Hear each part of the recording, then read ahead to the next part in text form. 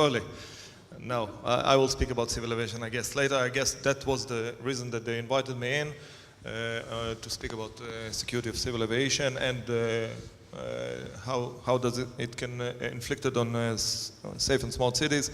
But I needed to update my notes throughout the honorable speakers because I have things to comment. I think that it drives me more to another aspects of my life. We'll speak about aviation in a minute.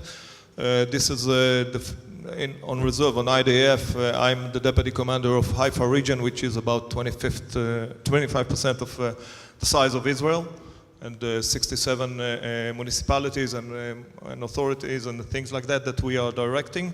And this is much more relevant concerning the day topics that we have. So bear with me on that, please. Israel is considered to be a villa in the jungle. Others have said it before. We've got many enemies on our borders. We've got it on state level. We've got it on terror organizations. I won't bother you to the whole list from north to south, but we've got some of the key players of the terror world threatening us. And by threatening us, they are threatening cities and they are threatening municipalities, not always on direct terror. Sometimes terror is a mindset. If Nasrallah from Lebanon is threatening to bomb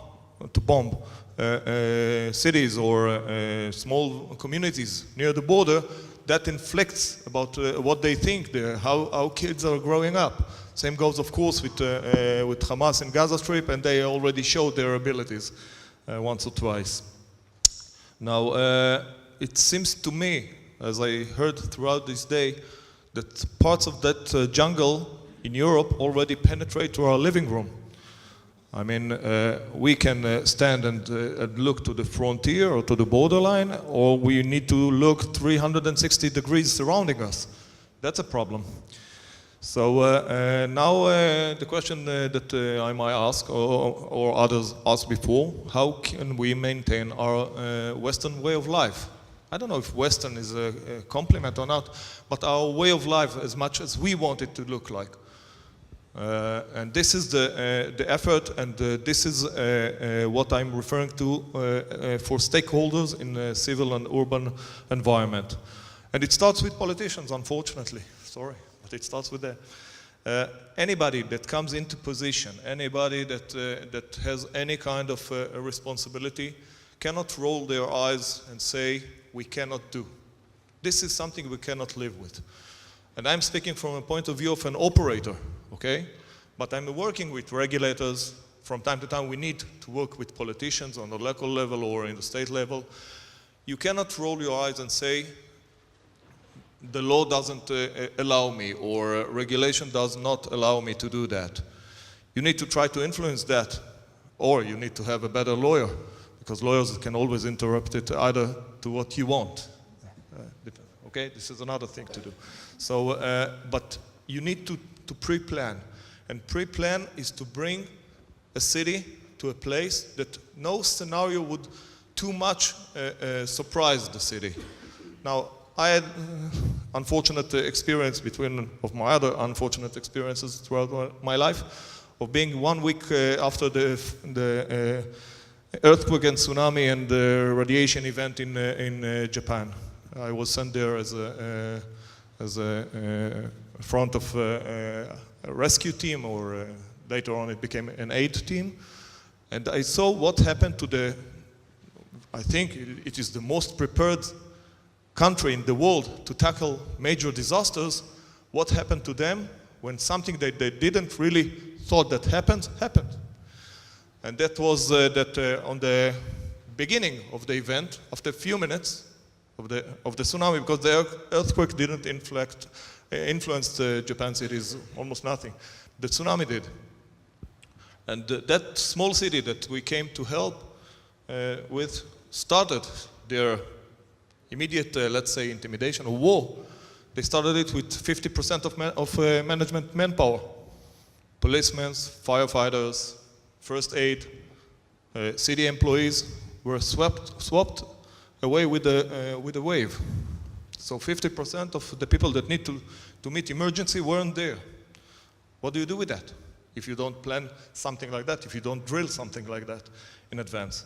So this is the level that I expect smart cities to think at, not only how we use technology, and I don't want to repeat too much about other people that already spoke here, but how do you manage your abilities that can cover many things on the basic abilities to tackle terror effects, to tackle emergency effects, to tackle strike effects, or I don't know, G20 riots or whatever. You need to have some generic abilities, and that starts with regulation, that starts with drilling, that starts with tabletop exercises.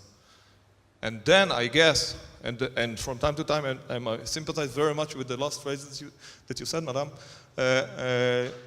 from time to time we need to enforce mayors in cities to come and drill, because they think that's a waste of time. Let's go and maybe recruit some money for the city or for the hospital or something like that. We are succeeding more and more, and this is with local politicians that saw wars, that saw some problems. Yet again, they understand because they are responsible, not the professionals that you recruit for police or I don't know, auxiliary forces or airport security. Politicians at the local level are responsible for the public, for public safety. And this, we gain more and more success with that, bringing them to think like us. And the last thing is that responsibility equals authority. You need to have the tools for that. And this is how to divert or to try to influence legislation. Let those that have responsibility the tools to do that. If I was discussing with Mr. Wilfried Covent, the chef of security in Brussels airport, 2 months after the attack. We discussed before, we discussed after, we met a few times, and he told me, listen, they had, prior to the attack of March 22nd last year, they have troops, army troops there, they have police at the airport, and they knew that there is sort of emergency atmosphere in Europe concerning terrorism.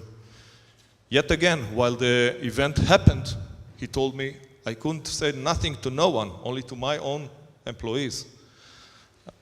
If you're responsible for that, you need to have the authority in order to indicate other players on the field what to do. It's like a football coach or a basketball coach or whatever. You need to actually have the authority to do that. Maybe last comment, sorry.